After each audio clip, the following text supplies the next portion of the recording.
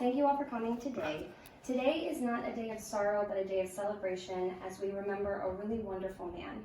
He was a husband, a father, and a grandfather, and the best pizza maker in all of Anne Arundel County. My grandfather was the type of person that could not go anywhere without making a friend.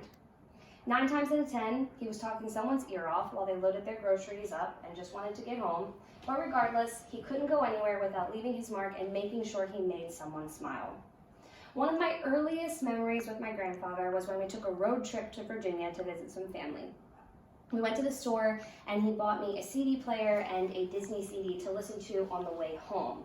An hour after getting the CD player, I broke it. I don't remember how, but all I remember is taking it up to him and explaining to him that it was broken, and I was crying my eyes out because I was like, I'm not gonna have anything to listen to on the way home now. Without hesitation, he went to the store and bought me a new CD player. He wasn't angry that I had broken it. He wasn't upset that he had just paid for it and it was a waste of money. All he cared about was making sure that I was happy. He implemented that type of mindset into each and every one of his children and his grandchildren. You do what you have to do in order to make your family happy.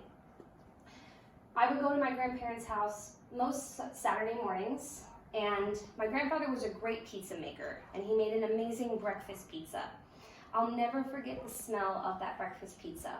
Walking into their house, going into the kitchen and smelling the fresh dough baking in the oven was like being wrapped up in a blanket of love.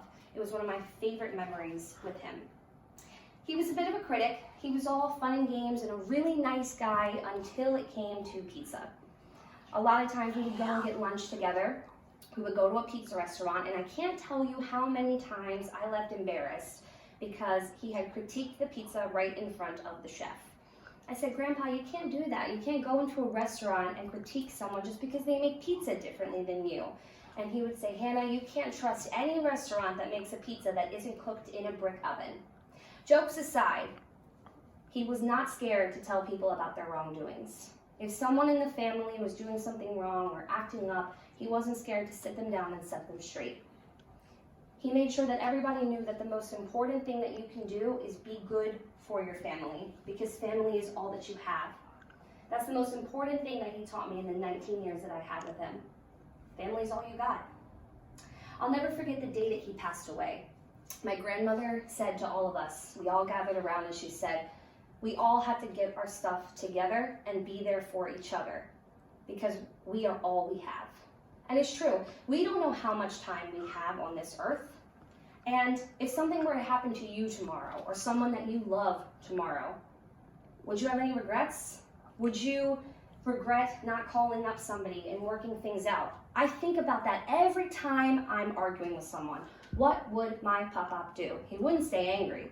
He would call them up, take them out to lunch, and work things out. And that's the most important thing you can do, because he left this earth with no enemies. And isn't that amazing to be able to say? Isn't that something all of us should want to be able to say? That we passed on and not a single enemy? We had all of our ducks in a row. We had everything worked out. So to the man who bought me my first CD player and took me to get my learner's permit, who loved his family more than life itself, thank you. Because I would not be the woman that I am today if it wasn't for you.